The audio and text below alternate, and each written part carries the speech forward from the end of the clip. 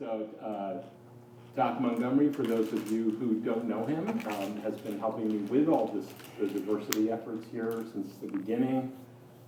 He himself is a real slacker. Started college classes at age 11. Yeah. Yeah, mechanical engineer, attorney, ran for the Senate, MBA, works at Boeing, day job, entrepreneur, amazing guy. Story goes on and on. That's just not even scratching the surface. Amazing husband. Amazing husband. His amazing wife, sitting right there. He's 35 years young. Okay, so anybody feel real small right now?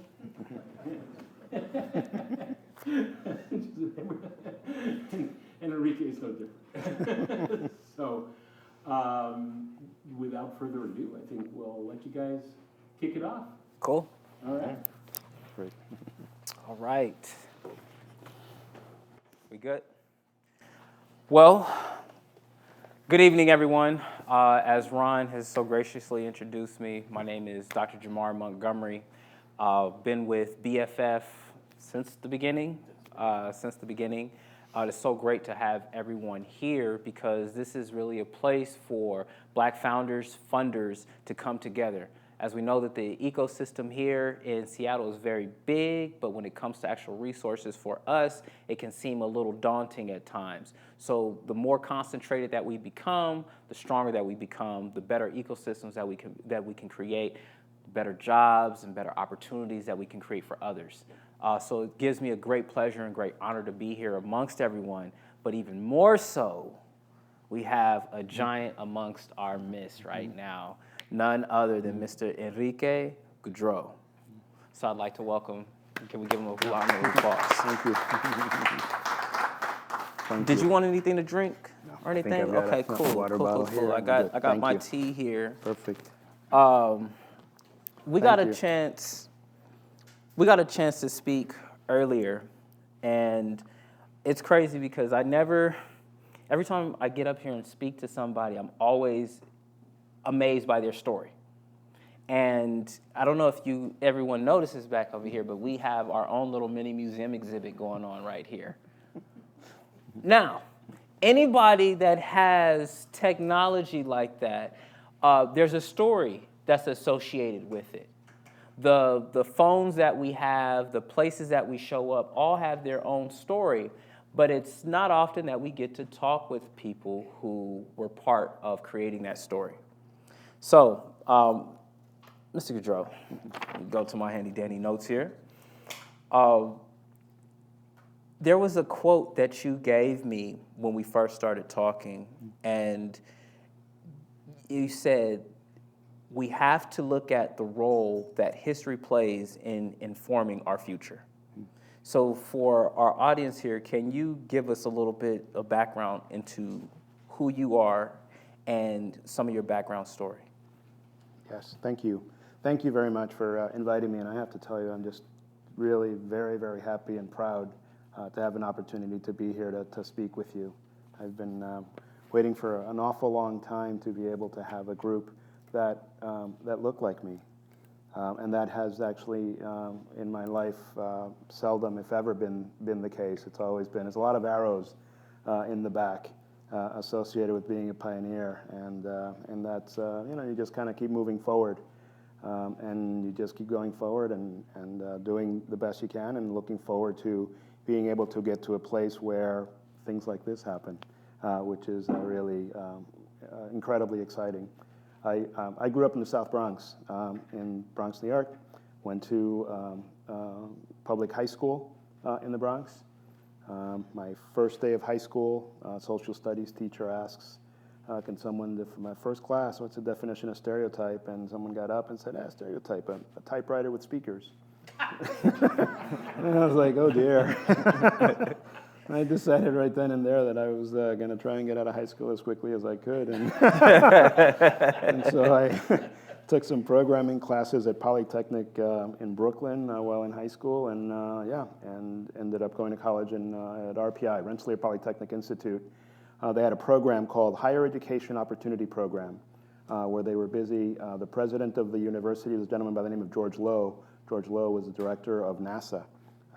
that helped to get man on the moon in '69, and he was very focused on helping to increase the representation of underserved engineers in the space program. And so he came to RPI to help improve that, and one of the things that he did was establish programs like HEOP. And so that allowed me on a full scholarship to be able to go to RPI, where I studied initially electrical engineering until my junior year, when this thing called computer graphics came about, and I decided to switch majors from computer science to computer graphics, and was really quite excited about that, but still didn't really know. I mean, in many ways, going to college was as much about getting away from the Bronx as it was about becoming an engineer. And then once you got there, I was like, oh, this is actually pretty interesting as well, and had a chance to work on some pretty interesting projects, and ended up working for Xerox, actually, initially. And at Xerox was pioneering, and I knew about them as a computer science major and political science minor, that they were working on these computer systems at this lab in Palo Alto, California, that had invented the personal computer. The personal computer called the Xerox Alto. And I got to Xerox and I said, well, I'll start at Xerox in the engineering group, and then over time see if there's a way that I can get to their Palo Alto Research Center. And I was fortunate enough, after 3 years of doing engineering work, to be able to move to Palo Alto, California, and start doing work in essentially digital media technology, what was at the time called computer-supported collaborative work. Did an awful lot of that work, and it was fantastic. We were busy building digital media systems, and so if you can imagine mid-'80s. Yeah, exactly. Hold on. Bronx, RPI, and RPI is the oldest. Yes, this year RPI celebrates its bicentennial, 200 years. It's the oldest engineering school in the country, near Troy, New York. Computer science and political science? Correct. Where did the political science come from? Activism in the family, and recognizing very early on, my father and my parents were very active in helping to ensure that we were always, paying attention to what was being done and being vocal when we saw injustices being done. My family was one of the first to move from Puerto Rico to the United States in the '30s, created organizations that helped to support a variety of different bilingual education and other education systems. And so I have a long, strong history of activism in my family.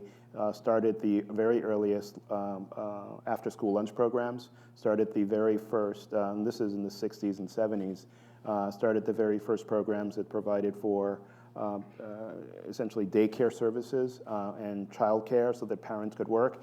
And so I've always been really very focused on caring for others and making sure that others are cared for, but also believing that the right way to do that is through the system, not around the system.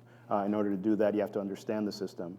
And for me, political science is very much about understanding established practices to be able to maximize them and utilize the tools of the existing systems for the benefit of more than the people that are potentially currently being served by those systems. Okay, so political activism, social activism, and now you're applying that to engineering. Correct. Right? You're applying that to engineering. And so I would imagine that you had this deep-rooted history, and even I would even say maybe calling, for making a difference in people's lives. Yes. And now you're, I would take it, 20, 18, 19, Exactly. 20, now looking at Xerox, looking at this new world of technology. Correct. And how were you able to, I wouldn't say reconcile, but how were you able to stay on track with that calling and your own personal ambitions? Yeah, it was. I call it the Gumby effect. Where you're really stretched thin, where you're trying to focus on technical excellence, because that's what allows you. That's what gives you the power to be able to direct resources in the directions that you think matter. Yeah. While at the same time being sensitive to making sure that that the organizations and that the people that I believe are underserved are actually also being tended to. And so in Rochester, we did a program called Program for Rochester to interest students in science and math. We had just spent lots of money in deploying these $70,000 CAD workstations in 1985 and we're bringing students from underserved communities in Rochester to sit down at these workstations with the engineers that were learning how to use them. And this hadn't happened before, and it was really trying to help identify the common ground that was there in terms of the joy and satisfaction that the engineers were receiving in being able to interact with the community that they hadn't done before, and the common vehicle was this incredibly sophisticated technology that allowed them to have a conversation together. So it's always been about identifying kind of the common linkages that bring things together. Okay. And at Xerox, and PARC was very much, it was a basic research facility, 220 researchers, and they were very much focused. There was no product delivery activity at all. It was all intended long-term research. What do you invent? And we were always introducing problems into our organization. One of the famous problems when copiers first became available is that they were hard to use. And executive assistants couldn't figure out the interface of how to use those. So you mean it was more than just the toner running out? And it was the more than paper just the toner, jams exactly, happening and all paper that? jams, Okay, and the all right. duplexing, So just and the color. simple fact of just trying to put in the thing Yes, that, okay. exactly. All right. And it's like, wait a minute, why are these things so complicated? And so PARC did something brilliant. And what they did is they hired cultural anthropologists. And what they did was they were doing essentially ethnographic analysis. So they decided to put video cameras and watch the people that were using the copiers run into the problems that they were doing. And it was that excellent, and that happened during my time at Xerox. And the light bulb that went off for me then that has really propelled me for the rest of my career is that people are what matters. Technology is interesting, but the most interesting thing of all is the boundary between technology and people. And it's all about the use. If that's not right, nothing else matters. And so I've been really maniacally focused on understanding that relationship between what technology is able to deliver, but more importantly, the value that it delivers to people. And before that, it had been, the word that we used at Xerox was techno-macho. It was this notion that you can build technology, and yeah, it can do really cool things, but it's a so what. And the value of the so what is something that Xerox PARC afforded me an opportunity to really spend an awful lot more time thinking about, and being able to then blend that into a variety of different life experiences, both there and then beyond. And, So after you made it easier for every one of us to use copiers, yes, um, yes. what did you find? You said you utilized Ethnography. ethnographers, right? Is, So exactly. ethnic, people who study ethnic. Ethnography is the use of video records to really study personal and people interactions. Okay. And so, All right, see, yeah. now I just learned something. Just now, right? It's an entire field, within Okay. the area of anthropology in terms of the study of people. And as we've been deploying more technology, it's just really important not to make assumptions about what people are doing, but to watch and to study and to live it and to actually put those boots on and understand what the problems are, because it's in understanding those friction points that the magic really happens. Just over and over and over again, that the magic happens of being able to solve problems that were actually easily solved if there had been awareness that it was a problem. And that just hasn't happened before. And so, working at PARC, you said that it's basically just a research It facility. was a research facility, exactly. So research as in, are you looking for problems to go research, or are these problems that you as a group are responsible? Like Xerox has a problem, right? Xerox Yes. has a problem. As you said, there was an issue with how to utilize the copiers. Yes. That was something that was brought to you, and your team was responsible for figuring that out? It was actually, and that was candidly a point of tension because the researchers at PARC were very much more focused on delivering and driving their own direction for their research. And so the work that we did at PARC was really driven by what we thought were the most pertinent problems. And it just so happened that every once in a while, those problems happened to overlap with business problems that Xerox was also trying to solve. And so, generally speaking, we were focused on problems related to information technology. The lab that I was at is called the System Concepts Lab. It's the laboratory that invented Smalltalk 80. Smalltalk 80 was the first programming language, object-oriented programming language in the world. My boss's boss, Adele Goldberg, was the member of that laboratory, and she has a distinction of having given the demonstration to Steve Jobs that showed him windows and icons and a mouse and a network. And his key question was, why aren't you productizing this? And that just hadn't been the tradition of Xerox. And so he left, went away, and the rest is history with respect to the deployment of the technology that had been invented at Xerox. But even, that paradigm was very much about what do we think are interesting problems to have. Alan Kay was a member of that lab, and he famously said, the best way to predict the future is to invent it. To invent it. And we did that. And so we spent time over and over and over again just inventing new things. We took a third of our lab, moved them from Palo Alto to Portland, Oregon, and the problem we introduced was, you're one laboratory. Invent technologies to help you work better as one. And so we were the first ones to deploy video conferencing systems in the mid-'80s over 56 kilobit lines. It was one channel that linked our two labs together, and we just did what we needed to do. How do you author a paper together? How do you have shared drawing tools? So the electronic whiteboard came out of that work, and the work that Scott Elrod and others at PARC invented. The shared whiteboard, the shared drawing tools, the use of video to be able to capture and record documents. We know about being able to search for words in a document, but what if I'm looking for a document that has a coffee stain on the top right-hand corner of the paper? How do you find that document? How do you find that document? You can use video, right? You can use video, because video knows that that document was here, and then ultimately it ended up moving to that pile over there, which is the important pile.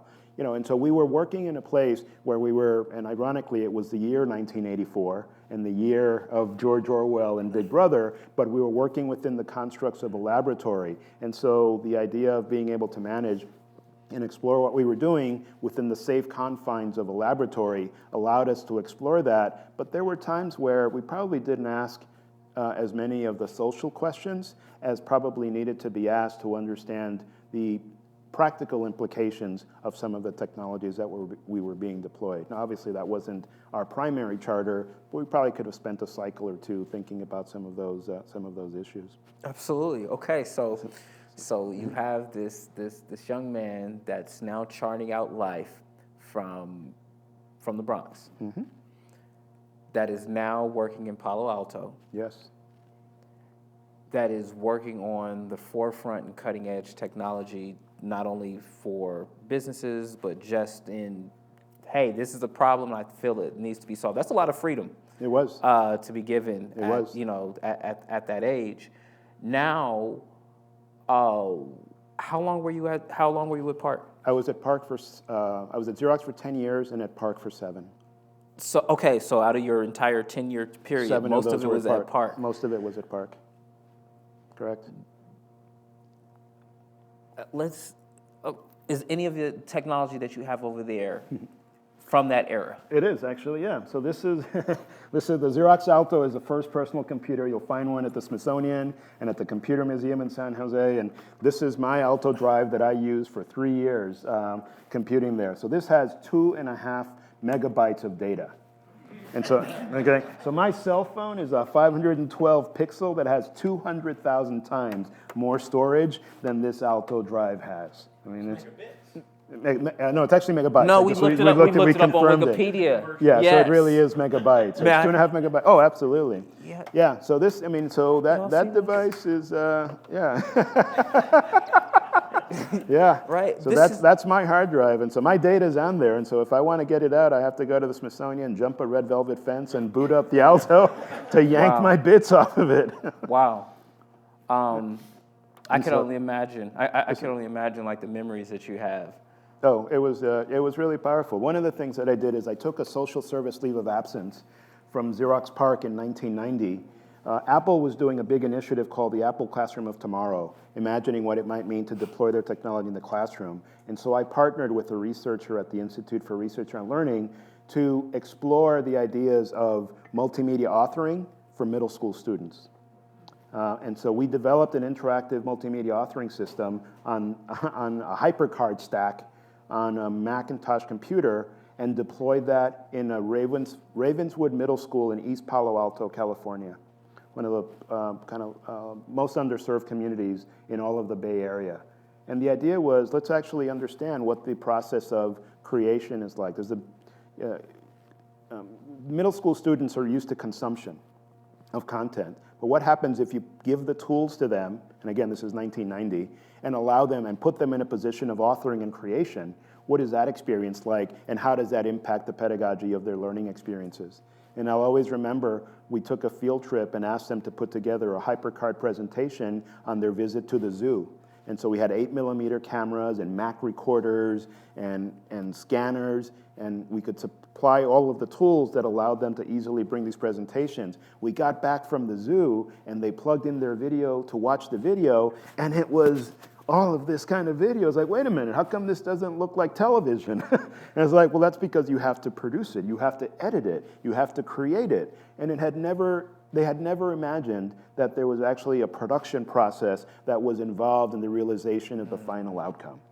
And it was an incredible experience to see that aha moment, and then to be able to provide a set of tools that allow them to engage in that creative process. Well, that's interesting, because it's like, you know, hamburgers don't come from the hamburger tree, right? Right, exactly.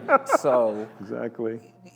There seems to be this theme that I'm seeing about you now actually being involved with the technology. So at PARC, you were doing a lot of research, but that really required for you to be kind of down and dirty with the technology and building things up. And then having that experience with the kids, and they're just like, hey, we have access to this technology, we're finally utilizing it, but it's not, the end product is not what they thought that it was going to be. Okay.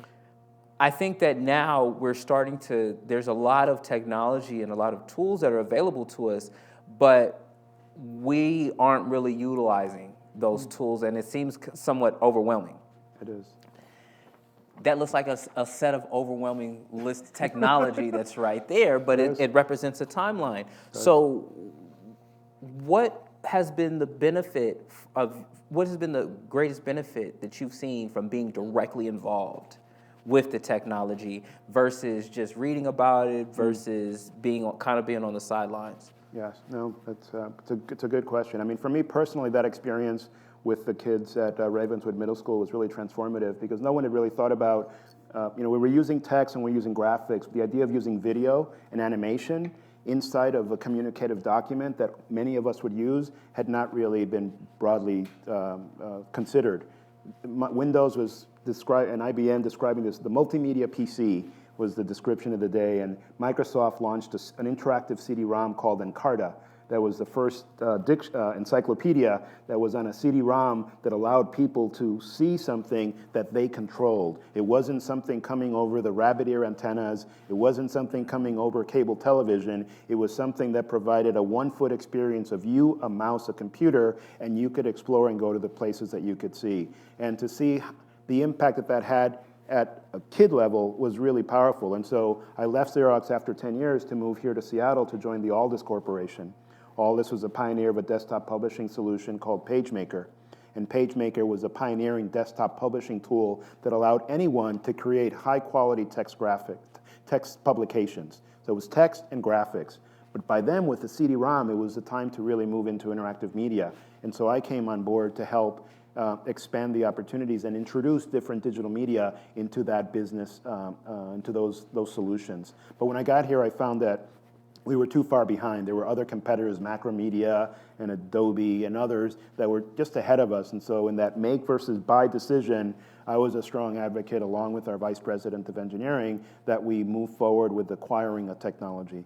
And how many melanated people did you come into contact with during your experience at PARC and now moving to Aldis? What do you? Ask the question again. I'm sorry. Melanated folks or black folks? Yeah, no. No, yeah, right, exactly. Mr. Robert, Robert, I mean, I can count it on one hand. So there were 21 of us that went into the HEOP program at RPI in a class of 1,100. So it was 20 out of 1,100. And while there, I was fortunate. I mean, I was pretty active, again, because going back to my United Bronx Parents days. So we started the Rensselaer Society of Black Engineers then, and it's still going today. We started the Latin Students Association. It's still going today. And so we were pretty active. We started the Office of Minority Student Affairs. It's still going today. And so many of the things and we were the first class. There's been other HEOP classes since then, but we were the first, and we were just laying a foundation to make it easier for others. Moving from, the heart of Philadelphia, moving from the South Bronx, moving from Washington, D.C. into Troy, New York, where there's not a lot of people that look like you. Even Chocolate City? Even Chocolate City, my friend. Yeah, it can be pretty daunting. And so we spent a lot of time laying a foundation and an infrastructure that was pretty powerful. And it resulted, I mentioned George Lowe was this president while I was there. The penultimate president of RPI is a woman by the name of Shirley Ann Jackson. And Dr. Shirley Ann Jackson was the first African-American woman to earn a PhD in physics from MIT. She then went to run the the Nuclear Regulatory Commission, and for about 15 years, she was the president of RPI and really made a significant impact on helping to improve the entire research profile of that university by doing two things. And at the core is really recognizing the power of diversity and the power of difference of opinion, and embracing that at an academic level and having that be a corpus of what a sound and whole research program might look like. And the benefits of that are still being felt today. RPI just a month ago received the first quantum computer of any university in the world. And they are absolutely at the forefront of research activities across a myriad of activities. But for us, going from George Lowe to Shirley Jackson was proof that some of the seeds that were laid 30, 40 years ago to be able to create an experience where people, that everyone could see themselves in the work, whether you're focused on the science or the culture or the social experience, all of those elements are represented for a high school student that's trying to find themselves in a higher education environment. Absolutely, absolutely. So you said that you moved from PARC, from Palo Alto, now moving to Seattle. Moving to Seattle. And you joined a company called Aldis. Aldis Corporation. Excuse exactly. me, Aldis. No, that's right. Aldis yes. Corporation. Yes. What were you doing in Aldis? At Aldis, I was on the engineering team, Okay. helping to drive this interactive media strategy. Okay. And so my goal was to leverage the experience that I had from Xerox PARC in the research environment, and my personal goal was to move into productization of some of those initiatives and ideas. Sounds like you were a little frustrated. Or maybe disappointment? Yeah, there weren't easy ways to be able to take the research ideas that we were working on at PARC and find ways of productizing those. A year before I arrived at PARC, John Warnock and Chuck Geschke left to start Adobe. Bob Metcalf left to start 3Com, a network company. So there's been kind of a history of folks, exploring ways of ensuring that they can dent the world with their ideas for the benefit of all, even if there wasn't a way to find a way to do that within the framework of Xerox, unfortunately. So it sounds like the kind of entrepreneurial Yes. spirit that you had, and just not being able to really continue to expand on that with, hey, we created this great product, we created this great widget or product or service or whatever, and let's find a way of making this and making a business out of it. Correct. And not being able to have that opportunity. And not being able to do it there. And in a way that was accessible to others. And that Gotcha. was, so in that initiative, as a member of the engineering team at Aldis, it's like, okay, this graphic thing isn't going away. It's going to get bigger rather than smaller. And so how can we find a way to lower the barrier even more? And the beauty of what was happening at Brown University is that there was a group of engineers, there was only 10 of them, that had a small company that were focused on this thing called motion graphics. And the idea that you can take graphic elements and actually interpolate them, and if you play it at 30 times a second, it turns into video. And it's like, wow, that's really pretty interesting. And so the name of that company was the Company of Science and Art, and the name of that product is After Effects.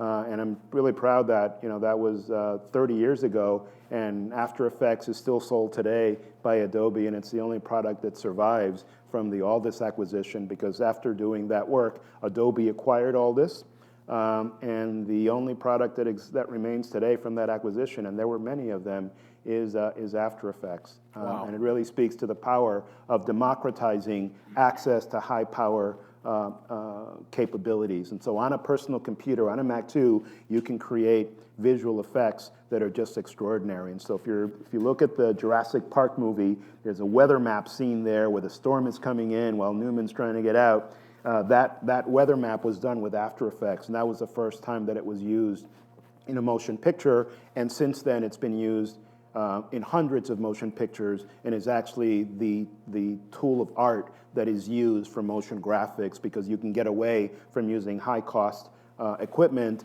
and on a desktop, anybody can become a high-quality motion graphics expert, and Wow. that was really rewarding. Wow. Okay. So, did you stay with Aldis after they got acquired? We did. I stayed with Aldis for a little bit. I created the dynamic media groups. I was responsible for Adobe Premiere and After Effects. We had a couple of other products. Half the team was in Seattle. Half the team was in San Jose, California. Okay. So I was at SeaTac Airport a lot. Okay. What's a lot? Every week? Twice a week. Yeah, twice a week. So I'd come home and, twice a week. And I lived there for years, and so I knew the area, but I didn't want to do that. And so that's when I left, and I was thinking about amplification. So I'd gone from research to a product to managing a group of products, and I was thinking, where else can I go? And so the other place I'd go was industry. It's like, what can I do at an industry level? And that's when I joined Gartner Group. And so I joined Gartner Group as the analyst responsible for digital media. At that time, there were interactive television trials going on around the world, famously Orlando, trying to help us. They were trying to figure out how to allow people to order sweaters on their television using their remote control, for example. And so I was like, there may be better applications of this infrastructure. And mercifully, this giant TCP/IP bus came rolling by that allowed us to say, look, focus over here on TCP/IP rather than the architecture that you're building, because you will get you cannot imagine what applications your viewers, your customers really want to use this technology for. And so rather than you being in the position of directing what they do, why don't you create an empty channel that allows them to do whatever it is that they want to do? And it worked. And so they shut down the interactive television trials, and we began then to see applications of interactive media related to education. We began to see some video conferencing. So the original early desktop video conferencing solutions started to emerge during that period of time. DVD started to emerge. Rob Glazer had created Real Networks at that time. And I remember I bet my other analysts, I wrote a research note that said, this is really going to redefine the world, and the whole notion of streaming video is going to be, you cannot possibly imagine how big a technology this is going to be. And there were 8 other analysts who said, you are nuts. There's no way that this is going to happen. And so I bet all of them. And if that company's still in existence in a year, I will pay you some money. And Maria Cantwell was the VP of marketing at Real Network at the time. And and sure enough, they were here, they were there, and they survived. And look at streaming media now. Yeah. I think we just had this premise that once you know you can get to your bits, everything changes. Right? And back then, bandwidth was really expensive. But once you know that you can get to your bits, wherever they may be, everything changes. And that's, in fact, what's happening. And we're still seeing that at scale. My father worked at IBM for many years, and I'd go to the data room, and the server rooms, and all the data was there, and we had these green phosphor terminals, 80 characters, 24 rows, and that's how you use the terminal. And then the personal computer said, no, move that onto the desktop. And that worked great, but if you have a 100,000 person company, you have 100,000 desktops you have to manage. This looks complicated. Sun Microsystems create client-server architecture that says, no, you can actually go back to having a centralized computer. Ethernet connects that, and that worked pretty well. Well, now we're in the age of, today's, National NVIDIA Day for all that celebrate, where you're actually, focused on artificial intelligence and cloud computing that centralizes all of those services, and that's only possible because we have networks that guarantee us that we can get to our bits wherever we happen to be. And so now it's an important, going back to the social aspect of making sure that everyone that needs access to the bits has the ability to get to their bits, not just a small selection of folks for the applications they might want, but ensuring that everyone that needs access to their bits has that and has the ability to operate on them for whatever purposes they might want to be using them for. Okay, so you had direct experience finding the limits, finding the opportunities of utilizing this particular technology, and being one of the pioneers of uses of the internet. Now, what makes you say, all right, I'm leaving Gartner, I'm leaving Gartner, and are you continuing on that mission of giving people access to their bits? I am. How so? So essentially, I was at Gartner, and the internet service, the internet was launched while I was there. So Microsoft pivoted from the desktop computer to, we're now going to pursue Internet Explorer and their internet strategy. And so I was one of the 9 analysts responsible for helping to track that transition. And so in that regard, Gartner's brand really afforded me an opportunity to meet with the CEOs, CTOs, CIOs of some of the world's largest telecommunication and computing companies, advising them on some of the opportunities that were in front of them with the use of that technology. I enjoyed that, but I felt I didn't have a keyboard. I mean, all I could do was advise, and then I'd walk away, and they could do what they wanted with the advice. And I wanted to find an opportunity where, I actually believe that there might be some things I can be more intentional. So where is the place where I can actually be more intentional? And that's where I collaborated with my 2 co-founders of Voyager Capital to build Voyager Capital. And so in that regard, now we have the opportunity to put money where mouth is and actually support and sponsor entrepreneurs that are actually breathing life into a digital media strategy that helps to distribute these capabilities while building interesting startup companies in the process. What was that catalyst? What was that catalyst from? Because it seemed like you had maintained this kind of entrepreneurial spirit of being in a corporate environment, whether it was a research to acquisitions to being an analyst and consultant and advisor, to now, what made you decide that you wanted to now get into venture capital or get into investing? Yeah, I was afforded an opportunity to do that. So we have this term, affordances. And so this was a place where instead of simply providing advice or needing to get behind the keyboard directly, one of the beauties of technology is amplification, I believe. So you can put a little bit of input and get a lot of value and output on the other side. Venture capital is one of those industries that affords you an amazing amount of amplification.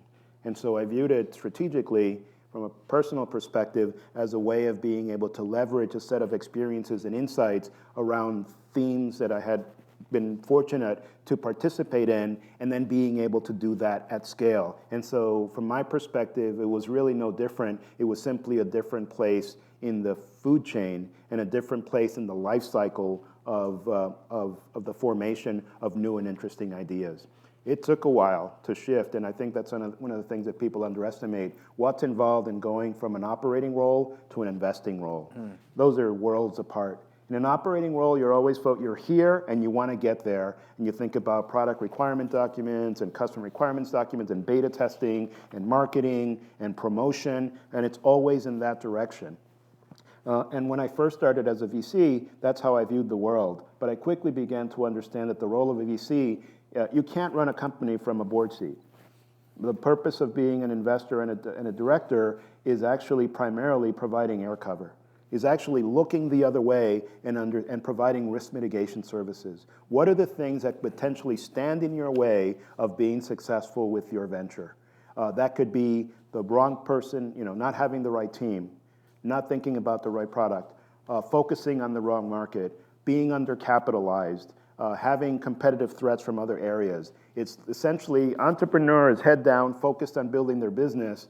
As a director and investor in a company, I was always spending time looking about all of the things that the entrepreneur wasn't and just making them aware of what those things were. When did you start Voyager Capital? 1996.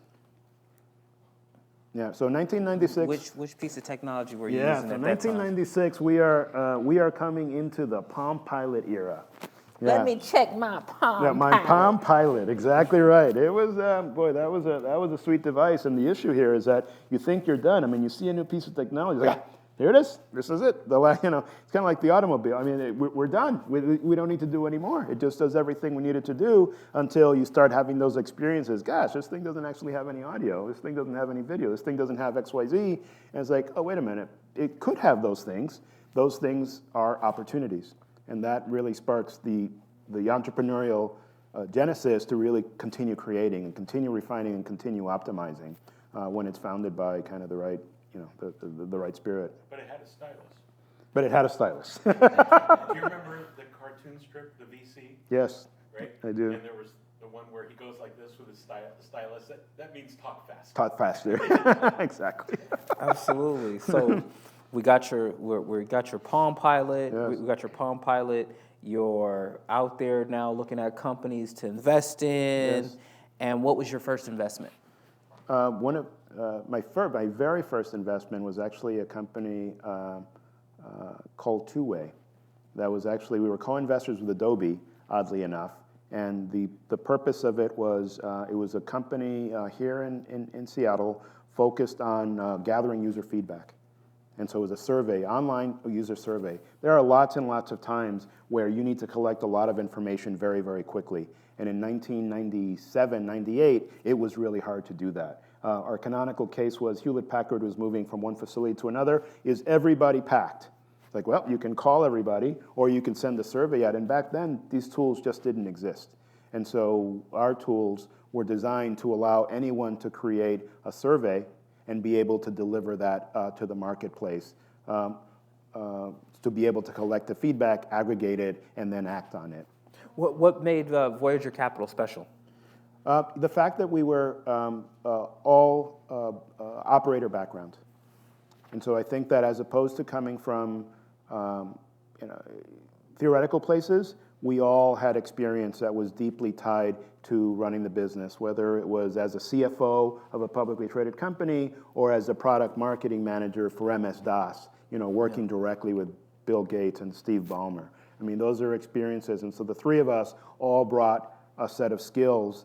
To me, venture capital is about renting your eyes. Right? And by that I mean, we have LPs and investors that trust our ability to see things that don't exist and people that have a passion around things that don't exist and say, my eyes are telling me that I believe that there's a market opportunity and that you as an entrepreneur are well qualified to pursue it. And so in many ways, LPs pay VCs to use our eyes and our experiences to identify things that other people might not value because you can't go to the store and buy it. Well, where was one of those experiences where those good eyes came in handy? I would say one of our early investments was in a company called Aquaniv. So Aquaniv is the pioneer of third-party ad placement. And so we have to go back to the times of Mark Andreessen and Netscape and the World Wide Web. And imagine that this screen is actually a web page. And the idea was, if you have a web page, there's probably a little corner of the web page that you can use for advertising. I mean, so we're going way back. You could make money by placing ads on these web pages, but these advertisers don't know how to do that. And so if there was a company that could say, just like you place an ad on radio and in a newspaper and on television, if you could place an ad on a web page, you would get access to a different set of eyeballs. And Aquaniv was a pioneer in helping to deliver the right ad to the right person at the right time. And essentially the idea there was, and by now the internet isn't born yet, really. I mean, it's a very few people. It's a domestic phenomenon. It's only really popular in the United States. It doesn't exist broadly in the rest of the world. It's like, do we think that the internet is going to be big or not? Yeah, we think the internet's going to be big. Do we think web pages are going to stay around? Yeah, we think. Do we think people want advertising and are going to use that as a way of subsidizing? Yep, we think all of those things are true.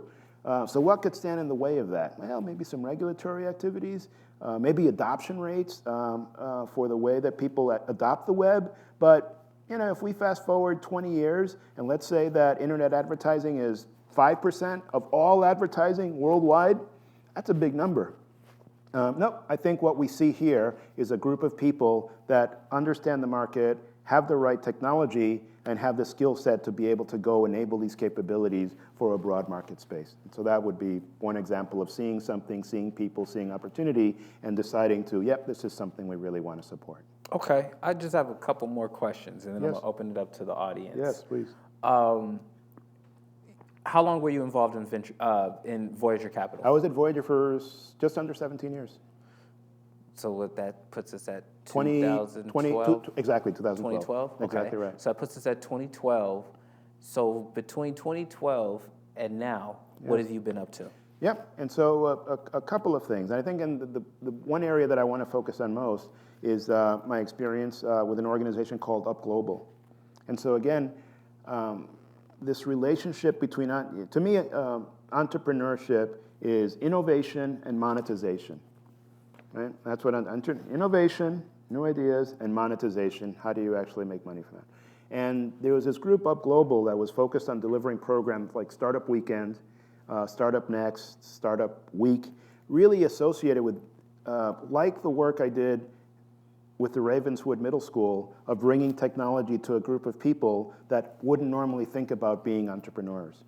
And I'm really excited about being able to afford opportunities to folks that otherwise wouldn't have them. And so those programs were very attractive to me. We delivered 1,200 Startup Weekend programs in over 160 countries around the world. Wow. In a single year. Right? Wow. Now, this is on a yearly basis. And programs all over the world. The first such program in Havana, Cuba. We bussed Palestinians into Jerusalem for a 50-50 Startup Weekend event. We had events in Africa where, we try and figure out why people wouldn't sign up for the program in Ghana. It's like, what's going on? What's going on? Well, the problem was that the goat herder actually owned the town, and everybody was paying attention because they drove their income. And so the country manager, the region manager for EMEA said, the problem is that they're afraid to participate because, the goat herder is going to think of them as a threat. So they went to the goat herder and said, hey, why don't you be a member of the judge that decides which of these plans is the best plan? Incorporated it, they were sold out in no time at all. The programs that emerged from that dynamic were just incredible. But it's this whole notion that from an entrepreneur's journey perspective, you're creating opportunities for people to say, I've been buying stuff all my life, I've been a consumer all my life. Do I have what it takes to be a producer? What's involved in actually creating something? I've been staring at that problem and staring at that problem, and I don't know what to do about it.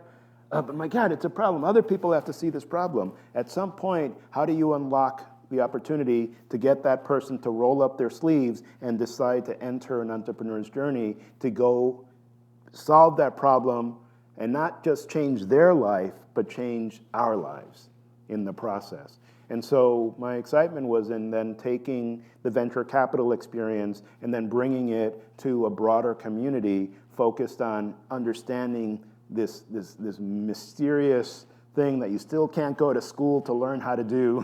You can get a business degree, but you can't really go and learn and get an entrepreneurship degree. Not yet. I mean, it's right at that boundary. It's just starting, and that's because no two businesses are alike. I mean, and so in the strategy behind them, you have the Jeffrey Moore Crossing the Chasm. You have the Clayton Christensen's Innovator's Dilemma. I mean, you have different models for ways of taking something that doesn't exist and making it come to life and building value. And being able to bring that not just to folks that go to engineering school and not just to folks that go to business school, but bringing it to everyone everywhere, that really excites me.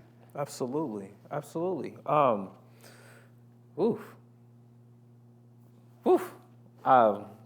Just thinking about just the work that you've done all around the world with helping entrepreneurs. So it seems like there's a lot of opportunities all around us. It's just whether or not we're in the right place to see it. And what I mean by right place is not just geographically, but just in our current life journey. So my last question before I open it up to the audience is, what scares you the most about the future, or what is one of the problems that we need to start thinking about now so it won't be a problem in the future? I spoke earlier about amplification. Yeah. And the power of these technologies as they've evolved. I mean, it's truly incredible in terms of what they afford us an opportunity to do. And we're now, right now, I think at a precipice in the sense that the machines are really very, very, very capable of being able to do tremendous things, but we're still the same people. We haven't evolved. I mean, yes, I mean, a millennial can solve the flashing 12 problem before a boomer can. But in the context of truly being able to process faster or engage faster, we're not any faster. We're not any different than we've always been, but these machines did follow Moore's law and, and doubled in capacity in a very short period of time. And so the machines are very, very capable. And so the question is, and these information streams are kind of coming at us individually and kind of one at a time. And so you walk the streets and, it's a very personal experience. It's my information. We kind of believe 1984 and that kind of Big Brother, and so it's kind of about me. And so we've developed personal computing. But what would it mean to have the technology support interpersonal activities and group activities and interpersonal computing?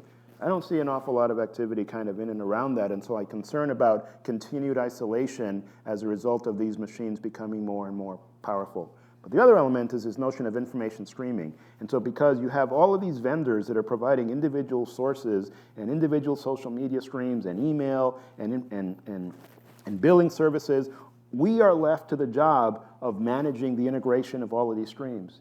In 2050, I can see the New York Times headline saying, those poor people in 2010 to 2030 must have been going crazy trying to manage all these independent information streams that were coming at them without the use of any technology. How did they manage their lifestyle? How did they disconnect? How did they certify that some things they were seeing were true and other things weren't? How on earth did they really manage? Those were the really early days. Thank you for those pioneers. But now, fortunately, we have a set of tools that allow us to think about this in a more responsible way than those pioneering days of 2010 to 2030.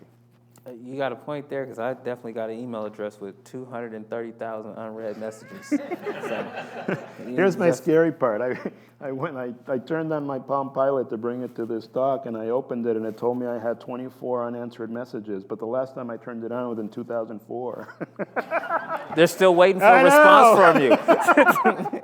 I'm worried. Well, Enrique, this was... About your car warranty. This was great, and I want to open it up to our audience for questions. This has been absolutely incredible for me. Yes, and by the way, introduce yourself. Please do this on the microphone for the people at home. Oh, there we go. Appreciate you. Go ahead and pass this around. Anybody that has comments or questions, please do that. My name is Edo. First of all, thank you so much for sharing your experience. It's very, very inspiring. One of the things that I'm kind of curious, because you say you started Voyager Capital, like, was it 96. Yeah. Mm-hmm. And, I think post George Floyd, that's when we saw a lot of movement and people trying to bring, underrepresented people in the VC world. But I wonder, from your experience at that time, how was it like to not only raise capital, but just to have people willing to bet on you, just beyond your experience? So I appreciate that. No, thank you for that question. It was hard. It was emotionally taxing because on the one hand, my education and my training pushes me to push the envelope of the science, and of the funding and of the progress and of the results. As a venture capitalist, everybody has a boss, and as a venture capitalist, your boss are your LPs, your limited partners and the investors in your fund. And so we had to convince them that we were a team that was able to identify promising opportunities, and we were successful in that effort. And back then, I think that the background of the team, just because it was such an anomaly, and we had been successful individually, as well as a couple of us had worked together, that we were able to reassure them that we knew what we were doing because of our past track record of having investing, that there was a clear opportunity, and I think that was a big part of it. So let's rewind to 1996. It's Seattle, Washington.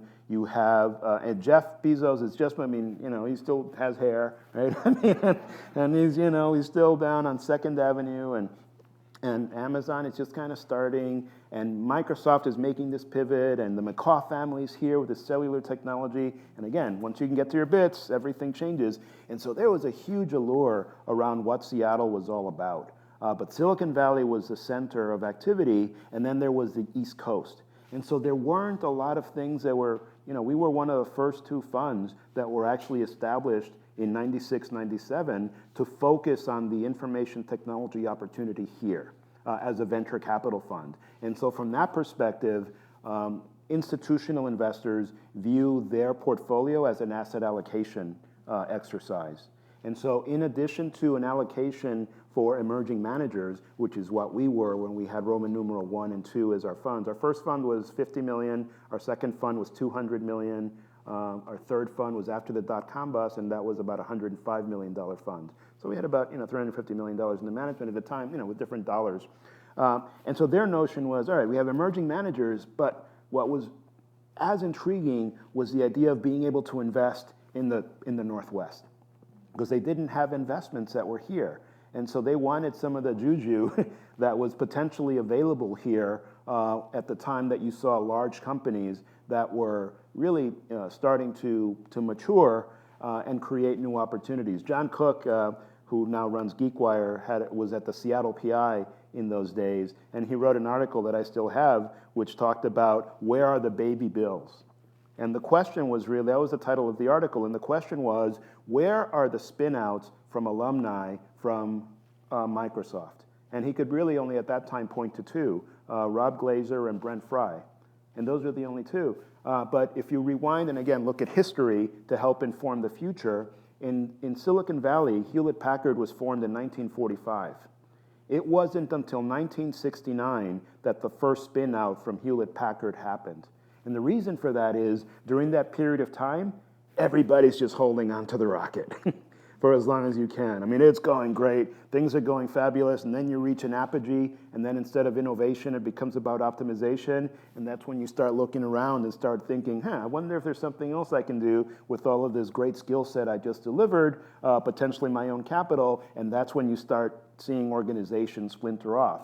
Microsoft's time frame was not that dissimilar from that. And so it took a little bit longer, but not a huge amount longer, for those spin-outs to start to develop. And once that happened, then you had a significant influx of capital kind of coming here. So the opportunity, I think, helped to shadow some of the dynamics of the fact that I didn't really look like many of the other GPs that were here. And so that was a significant. One of my biggest regrets is that in addition to the capital coming that way, the entrepreneurs also didn't really look like me, right? And so that was a significant impact as well. It's like, no, it was people from, you know, let me describe it as kind of the same old places, in the sense of, you know, same academia, same background, same, and mostly same academic background that were most pursuing kind of these entrepreneurship activities. And so it was a bit, you know, it was a bit of a challenge in that beginning. And so there weren't very many folks that really, you know, kind of looked like me during that period of time. And so I just focused on execution there, but then finding other ways of being able to, you know, stay true to a personal mission of giving back. And so I was involved in other kind of social activities around the community as a way of, you know, making sure that I still had my shovel in that camp as well.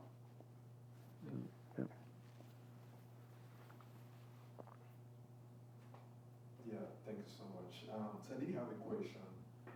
So you shared a lot about your experience, both, you know, from a technical product and VC experience. And I'm curious, as a founder myself, according from your experience, what do you think makes a technology or a startup poised for success in the market? What are some of those metrics from experience that you really look at and can tell the get-go that this could actually work?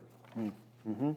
Yep, and that's a good question. And I think every situation is different, but if I, at a high enough elevation level, the relationship between the technology and the business model is something that I came to appreciate more.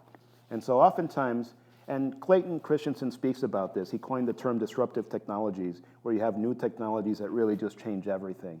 And in many ways, NVIDIA is an example of that. But they didn't really start out there. But this notion that, and then where is the innovation and where is the disruption? And I used to believe, coming from a technical background, that you really needed disruptive technology and an innovative business model. But the biggest successes are innovative technology with disruptive business models. The business model ends up, in more times than not, actually providing greater disproportional value for companies. And if you can look at and think about both public companies as well as later stage companies, my God, the power of having a disruptive, and if you need more proof than that, look at Google. I mean, Google provides some search services. It wasn't until they did an acquisition that showed them that advertising was the way that they could monetize that they were able to really, gain the dominant position that they have today. But this notion of spending time truly innovating on the business model in terms of cost, delivery, service, expansion, I've really come to value that, and I didn't, and that wasn't the case when I started. I was very much, looking at the technology and, enamored with it as much as the business. But now I spend probably more time trying to understand the dynamics, because what I found in looking at the failures is that it was really related to execution issues on the business model. It wasn't that the technology didn't work. The technology almost always works. It does its job, but it's the ability to tell the story, to find viable distribution models, to scale that distribution, to do it in a profitable way, to understand how to repeat it, to, as a venture growth business, to truly grow it, know when to do that. That's a little trickier sometimes. That's the story of Salesforce and SaaS. Yes. Completely changed everything. Mm-hmm. Exactly, and you can point to Dave Parker locally here spends a lot of time cataloging and thinking about the different types of business models that there are. And so if you look at Mary Meeker, who was just a prominent investment banker, analyst from Morgan Stanley, now has her own venture capital firm, all of her reports are very much focused, and the early ones are great, because it really chronicles the evolution of business models as it related to the internet. And interestingly enough, it's not a huge set of business models, but you still are charged with the notion of figuring out how to execute within those business models. And some of those conversations with an entrepreneur can be challenging. They can be a little tricky. And so at first I was providing advice to entrepreneurs, but later I learned that the best way to provide advice is not by offering advice, but by presenting the question to the entrepreneur. The power's in the question. And it's like, have you thought about that particular path, and let the entrepreneur really unwind and pull on that thread and understand the implications of specific dynamics, because that's their baby. I mean, that's, they've spent a long time, nurturing and harnessing that, and being able to find effective ways as a director to help them see, potential risks with their model. Doing that well and delicately in an open manner. There's kind of more of an art to that than I initially expected at the beginning of my tenure. That's awesome. Thank you. Yeah. Hi, Shaila Yes. Martinez. First, I want to say thank you very much for the journey Mhm. where you've been and where you are today. So our organization is a little bit different. We're not a technology company. Mm. We are a nonprofit organization Mhm. that is helping those who don't have access to their bits because they don't have access to even Anything. bits, Mhm. right? And so my question is whether or not that there's an appetite for investors to support organizations that are indirectly still impacting the tech industry Mhm. by ensuring that youth and young adults who don't have access then have the access to technology, but then eventually become the innovators Mhm. of the future that drive a different set of technology. Mm-hmm. It's a great question, and I'm really very, very passionate about that. I believe everyone should have access. You just have to. It's electricity and water of today. And so I gave a talk some years ago about the commoditization of IT, and that is that it is exactly at that level where you cannot succeed, you cannot function without access. I mean, you just can't. And so the question then, who cares, and who should care about that? You know, at the end of the day, having having everyone online, given that we've decided to be online, would seem that it would expand market opportunity. It would facilitate communication. And so you look at the other side, you know, we have this, this saying, kind of the rule of the reasonable opposite. And the rule of the reasonable opposite would say, well, what if everybody didn't have access? What would that mean? And that's the reality that we're living today, right? And so you end up with disproportionate imbalances in terms of access, in terms of being operated, in terms of being able to function across a myriad of different choices. I mean, it's just incredible. You can't get on a plane. I mean, you can't go back. The list is huge. I mean, absolutely huge. And so the question then goes back to from my perspective, in whose interest is it to be able to solve this problem? My perspective is that it is in everyone's interest to be able to solve this problem, because we have no idea who might not be online today, that could get online, that might have a disproportionate impact and effect on all of our lives. And no one can decide or be able to point to who that individual might be. And so let's get all of us online and be able to participate in this new economy, because we are absolutely creating have created a new economy that is going to define the way of interaction, you know, from, you know, going forward. It just is. Okay. And so you do believe that there's an appetite for investors? I know it's a little bit different. Well, the question is, and so who invests? And I go back to that question. So is it a public, you know, so is it a government agencies? I mean, it seems like it's pretty fundamental from that perspective. You look at specific communities that are underserved, and so what are the, you know, there seems like there should be an investment in the same way that you take care of your roads and you take care of your light posts, I mean, you take care of your water systems. IT and access to, you know, good old TCP/IP should fall into that same category, and so you have that level of capability. Now, the other one is, you know, it used to be the argument that the infrastructure costs were too high, and so I remember doing this work when I was at Gartner and talking about what the total cost of wiring the country would be, and at that point we were dealing with the new advent of fiber optic lines. And so we did the calculation, and we're struggling to figure out how to make that happen. The beauty of what's changed from now versus then is the advent of wireless. And so you no longer have to lay the spaghetti. And so now you can actually have wireless systems that have more than sufficient bandwidth. Even if you have to meter it and throttle it, you have the ability to be able to deliver those services without incurring those infrastructure costs to actually deploy the technology. And so there are options if we really wanted to do that.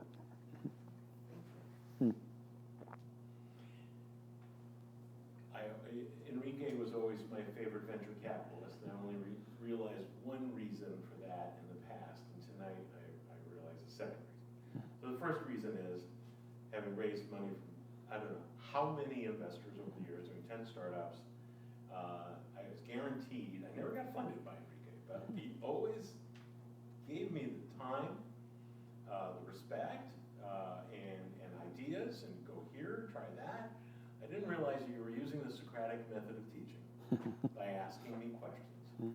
I also went to high school in Bronx High School of Science, and the best teacher in that school's history was my constitutional law teacher. In junior and senior year, won many awards as a teacher and a legal scholar for using the Socratic method of teaching.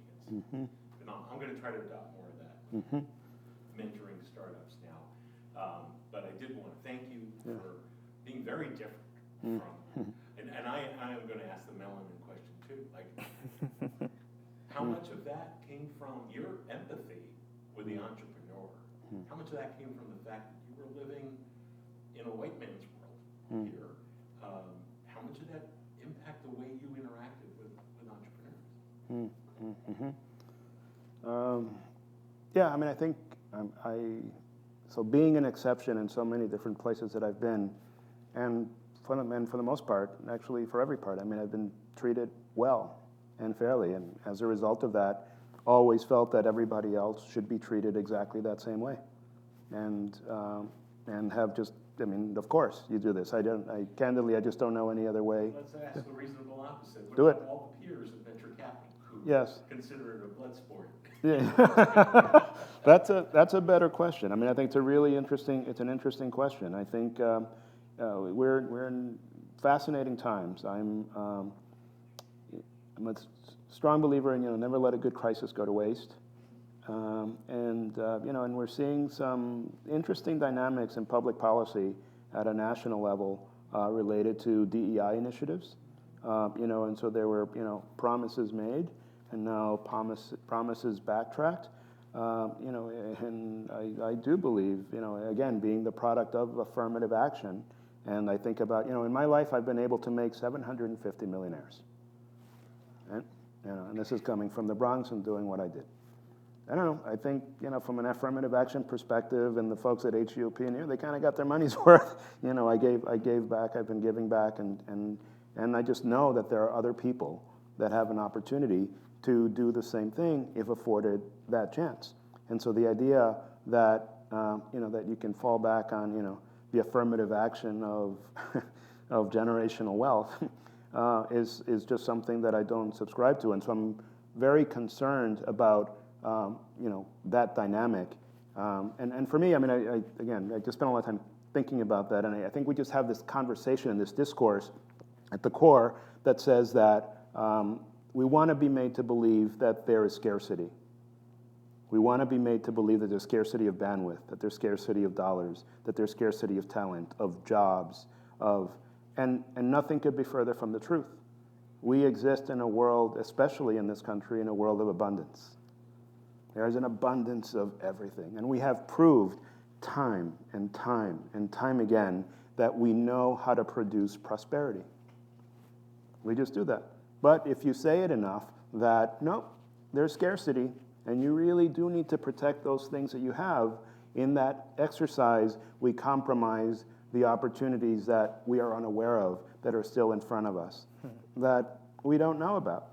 And so the idea that, diversity as a way of being able to bring in different vectors to help inform the critical decisions that we need to make wouldn't be valuable, just is troubling. So you spent the last 5 years traveling the country in an RV. I did. I think you said 33 states? I did. We spent, my wife and I did an exploration of innovation in America. So we jumped in an RV in 2016 and visited 33 states, visiting economic development offices, universities, accelerators. Because my world the last couple of years was entrepreneurship. And I said before, entrepreneurship is innovation and monetization. And what I wanted to do is, well, what if you remove monetization from the equation? What do people invent? What are people doing? What are people creating? And it was just a fascinating exercise to be able to just experience that firsthand in terms of what's really kind of happening in this country. What are the resources? And it was formative in the sense of understanding the distinctions between urban centers and non-urban centers, and how those evolve. What do you do when you have no bandwidth? What do you do when you have no resources? Understanding the impact of centralization, the 1-2 impact from an e-commerce and a community equity perspective of Walmart and Amazon and small and medium businesses across this country is extraordinary. I mean, it's absolutely extraordinary. And as a result of removing that revenue opportunity, boy, it's really had a pretty darn significant impact. The other part is people struggling with understanding what innovation means and how to provide economic development activities. I was in the Bronx meeting with the Bronx borough president of a previous president, and 1.4 million people in the Bronx is like, no, people talk about New York being an economic epicenter, but what they really mean is Manhattan, and to a lesser extent Brooklyn. And it's like, no, I want the Bronx to be on this map as well. I said, good for you. That makes a lot of sense. So how are we going to do that? And it's like, well, I'm going to lift the Bronx. It's like, well, no. That's not how it happened in Medellin, Colombia. When they were trying to get past Escobar, they decided to do a Ruta N and bring a collaboration of a university and academia and Hewlett-Packard. And it was in one region, and then it grew from there. East London, same thing. Berlin, same thing. Australia. I mean, and so you start regionally because the things that we do require a rate of pace that depends on density, depends on cultural structure, depends on government policies, and to think about doing this at the level of a borough just doesn't make an awful lot of sense. And so I see a lot of folks that are flailing, for lack of a better word, to try and understand how to develop a viable entrepreneurial ecosystem. And again, there's just no good science around this. I really applaud, the Kauffman Foundation for the work they do in helping to promote best practices for being able to support thriving entrepreneurial ecosystems across the stages that they are. Because they really are things that you can do to help promote and support those that are moving from being consumers to being producers of new and interesting things that hopefully more of us take advantage of. This is why you're so focused in Kitsap County? I am, exactly right. We are. It's another great place it's a beautiful place to live. And yeah, so after coming back from my RV trip, we thought we were going to be coming back to this side of the pond, but decided that, Seattle had changed quite a bit. And we liked the region, but wanted to explore other opportunities and ended up settling in the Kitsap Peninsula, where we're really loving it. I mean, it's really, quite an experience. And so working together with Elena, who owns a co-working space, really trying to create a new effort there that we're calling Matchstick Lab to help promote entrepreneurship in that region. And so folding in some of the lessons that we've learned along the way and some of the resources. In the Bronx, 25% everybody in the Bronx is in the healthcare field. 1.4 million people, 25% in healthcare. Wow. Most of them commute to Manhattan. So those buses and trains are full of people that have to leave home to go work in Manhattan and then come back home. In traffic, takes hours. It's a weird thing about Kitsap. There's a lot of people in Kitsap that live there and work here. And so substitute buses for ferries, and you have the same dynamic. And so, well, what if you could actually be home? And this isn't just an example here, but if you go to Philly, you go to Minnesota, you go to different places, it's this notion of being able to say, no, I want to be able to have a viable growth opportunity where I am. And so if we can find ways of codifying that and accelerating that, and there's an interest in doing that, but I think matching that interest with the capital and the leadership and the insight to be able to drive that, I think is critical for being able to move that forward. And so at Matchstick, we're really focused on the education aspect, we're very focused on the investment aspect, and then finally the storytelling aspect. And the storytelling is really key of being able to say, if you go to Tampa, Florida, and the work that's happened there with their accelerator, it's just incredible the job that they've done in just bringing a set of resources together, public-private partnership, recognizing the goals, and allowing that to surface. Same thing in Hawaii. I think so there's examples of good success cases, but there isn't structured ways of being able to share that insight. And so we're just trying to find ways of being able to get that to happen for all of our benefits here in the Puget Sound area, but then have just more proof positive cases of what can happen in other parts of the world. It's pretty slick you're able to get your RV to Hawaii. Can I give Alana the mic here? Elena. And talk a little bit more about what you guys are doing together over there in Kitsap. I think you summed it up really well. Yeah, Yeah, That must be something. so I opened, I proposed as a co-working space in 2018, so we've been around for about 6 years. And it was one of those things, I'm originally from the area, left when I was 17, was gone for 17 years, and came back because my family's there and wanted to be close to family. But it was one of those things, it was why is it that if we can't be, to do the work that you love, from the place that you love, was not a possibility for me growing up. It was like you had a couple different options, and if not, you had to leave. You had to go to Seattle, bigger cities, I was all over the world. And with the technology that we have today, it should be every bit possible to do that work from there, and do it on a global scale. So neither be restricted to having to be small local businesses either, but actually do things that were globally significant, regionally significant. So it started as a co-working space, I think partly from my background and passion and realizing I'm not the only one who wants to do big things from our little place over on the peninsulas. Has evolved more and more into a lot of this programming work, this community ecosystem building work that we are just now kind of peeling off of the co-working space and officially setting up its own entity as Matchstick Lab. And I feel very fortunate to be able to count with Enrique's expertise and be able to glean what he's gained in his experience all over the world to say, how do we create a model here that is great for the specific Northwest region, but again, can be expanded in a lot of other places too. Anybody else have questions?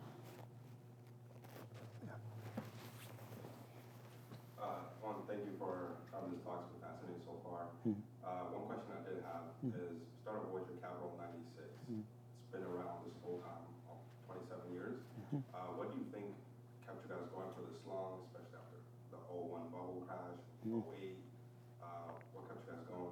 What kept you guys going, really? And do you mean operationally or mentally? Or both? Yeah. Yeah. So operationally, I mean, the business models of the venture capital world is that you actually are afforded some time to be able to generate, value for your investors. And so venture capital funds are typically structured as 10-year partnerships. And so for a fund that was raised, say, in 2000, you really have until 2010 to be able to see some returns, and then you have the opportunity to extend that. And so structurally, venture capital funds have some advantages that afford you some time to execute against what's called the J curve. Some negative returns at the beginning, and then you start seeing some positive returns as the investments that you made early on start to exit and deliver returns back to your investors. Your other question, but mentally, it's believing in opportunities, believing in the region. I mean, I think this is so having literally driven around the country for 4 years, this is a really special place. This is a really special place. I mean, it just is. I mean, the combination of geographic beauty, intellectual capital, and good-hearted people, I think is fairly unique. I mean, I think there's, you go to the Valley, you go to the East Coast, you go to Chicago, there's kind of a bit more of an aggressive, there's greater interest in changing my world than in changing the world, right? And I think there's actually a well-honed perspective on really being able to do meaningful and interesting work here. I think one of the things that I think is lacked is what I call kind of unimpeachable leadership. Is leadership that actually takes the helm and takes responsibility for helping to galvanize all the resources that we have together. So when the dot-com bust happened in 2002, the venture capital community kind of dried up, and so we had capital to invest, but we had to be more selective. And so our criteria went way up. The entrepreneurs are still here, and the angel investors didn't have that same requirement. And so they were able to continue to keep investing. But one of the things that they did during that period, where the angel investors, is that they trimmed their expectations in line with the overall climate. And so specifically, they'd meet with entrepreneurs and say, I really like your idea, but I think it's a little too aggressive. And if you could just trim that idea a little bit, and so if we agree that you can build your business, and as long as you can get an exit opportunity, that's of that we agree that you're going to exit in the first place. You're not going to run this company forever. Maybe it's IPO, but if there's an opportunity to exit earlier, that we'll pursue that we'd do that we'd exit earlier. And a lot of entrepreneurs did. And so if you look at the data for the Seattle market, there were a lot of exits that happened in that period of time that were sub-maximum value potential. And there were exits that were essentially realized and could have kept going and could have continued to build value and have a bigger footprint, but didn't. And I think that dynamic created created a habit. And I think that there's still, and you'll hear it even from the VCs in town, you'll hear it still, that the entrepreneurs in the region are still not being big and bold enough in terms of thinking about ways to actually dominate a market in the way that other regions and entrepreneurs in other geographies do. I think we have everything that's required here to do that, but I think we have a cultural dynamic that has stood in the way of being able to do that on a sustainable basis. We'll get the episodic, unicorn popping out here and there, but we are punching under our weight with respect to the impact that we could have on the global technology scene. And it's unfortunate because I think that we bring a different heart to the things that we do in a way that would deliver results that would add value beyond the actual deliverable that particular company provides. And so we're excited by the overall opportunity, but I'm also hoping that we're going to step up in a way of being able to say, no, let's actually go big. And let's actually go big and go find ways of being able to take these innovations and deliver them Washington style.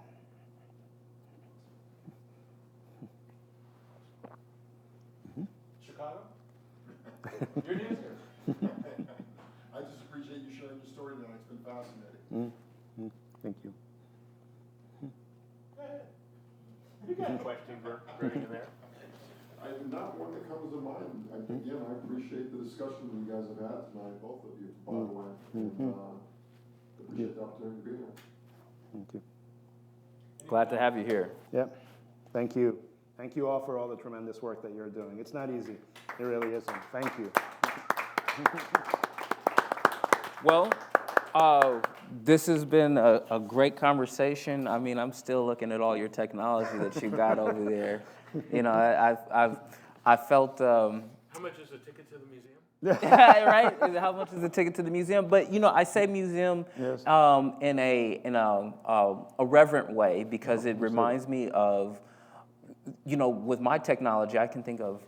I had a Motorola V635, and I was in college, right? And that was the Motorola V635 had video calling. Yes. Before we had FaceTime. So I had this phone back in 2006. I used to get all my phones from Japan, right? So I remember having this screen on my phone, and on the advertisement, it had somebody doing video call, and I'm like, well, why can't I video call? Yeah. Right? So just to see how the use of our technology and how it represents periods of our lives and changes in our lives.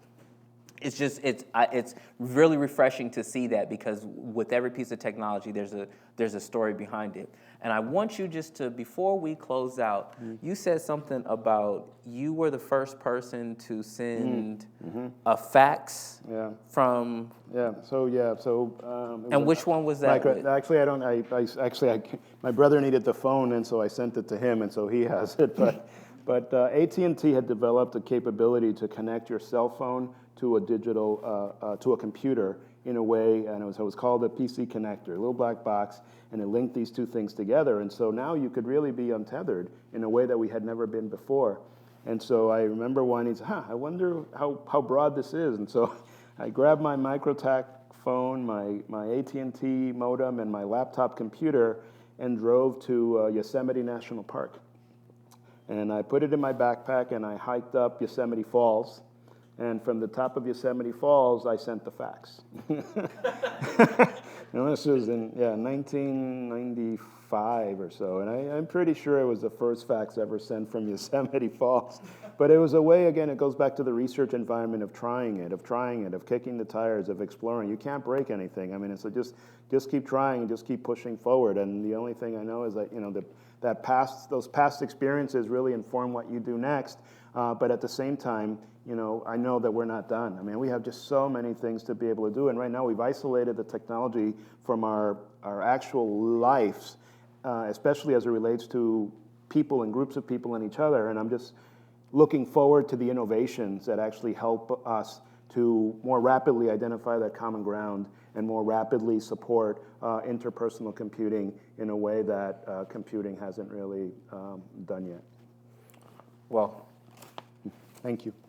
Mr. Godreau, this is Thank you. great. Thank you. Great. On behalf of Black Founders and Funders, thank you so much for sharing your story and sharing your journey as well. Everyone, Mr. Enrique Godreau. Yeah, thank you.